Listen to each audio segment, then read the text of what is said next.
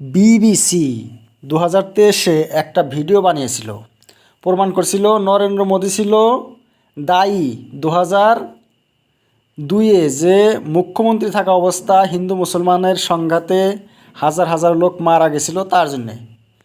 মোদির জন্যে গুজরাটে এমন কলঙ্ক হয়েছিল যার জন্যে হাজার হাজার লোক মারা গিয়েছিল। এটা বিবিসি, ব্রিটিশ ব্রডকাস্টিং কর্পোরেশন প্রমাণ করেছে, কিন্তু মোদী সরকার সেটা ব্যান করে দিয়েছে ইন্ডিয়ার মধ্যে, সেটা দেখা যাবে না। কয়জন ছাত্র জামিয়া মিল্লা ইউনিভার্সিটি দিল্লিতে দেখেছিল ব্যান করা সত্ত্বেও, কিন্তু সেই ছাত্রগুলোকে অ্যারেস্ট করেছিল পুলিশ। এমন অবস্থা, ফ্রিডম অফ স্পিচ, কথা বলার স্বাধীনতাও মোদি ব্যান করে দিয়েছে। আর এটা ব্যান করার কী যুক্তি থাকতে পারে? প্রমাণ মানুষ দেখবে, বুঝবে। তুমি যদি সত্যিই নির্দোষ হয়ে থাকো সেটা তো মানুষ বুঝবে। আর বিবিসি এটা তো বিদেশের, ভারতের কোনো অনুষ্ঠান না।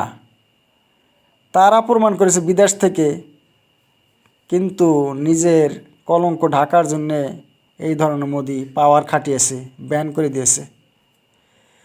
বিবিসির অনেক যুক্তিযুক্ততা থাকে। বিবিসি অনেক নামি দামি, সারা বিশ্বর একটা সংস্থা, কিন্তু সেটা নাকি সম্পূর্ণ ভুল মোদী সরকার বলছে।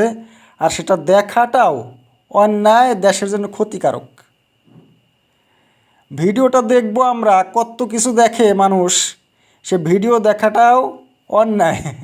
ভিডিও দেখলেও পুলিশ নাকি অ্যারেস্ট করে নিয়ে যায়।